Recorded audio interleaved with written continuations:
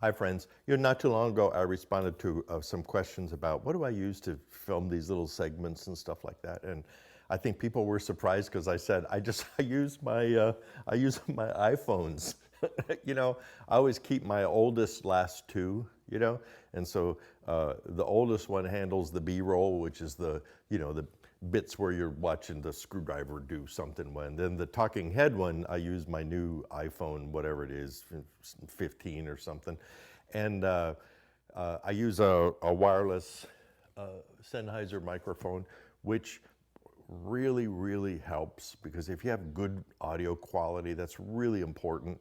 The other thing I don't do is I don't hold the phone in my hand and like talk while you're doing it, and then it wiggles around and then you can't hear them. And so if you're trying to make some YouTube videos or just any videos, even for your family and stuff, don't do that. Get a tripod. A tripod is your friend.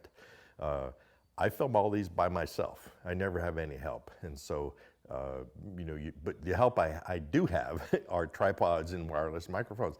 But somebody asked me about what kind of lights do I use? And a lot of people don't realize that even if you're outside, and sometimes especially if you're outside, there's a lot of harsh shadows and things. And so you really need light.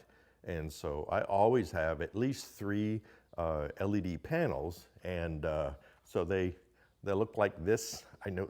Look how bright it is. But you can turn them down.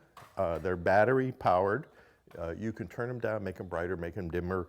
You can change the color tone. So if you want a warmer light, you can turn it, make it a warmer light. They're not very much money. I mean, they're like Amazon or eBay, and I think like $175, I think, gets you like a 2-pack, and they're also 110 volt. They come with a power cord if you're gonna be setting up all day. Something else I like about these though, is if I'm working on something like in my car or in a corner of the shop that doesn't have as bright a light or anything, well then I just drag one of these over and set it up, and now you can really see what you're doing.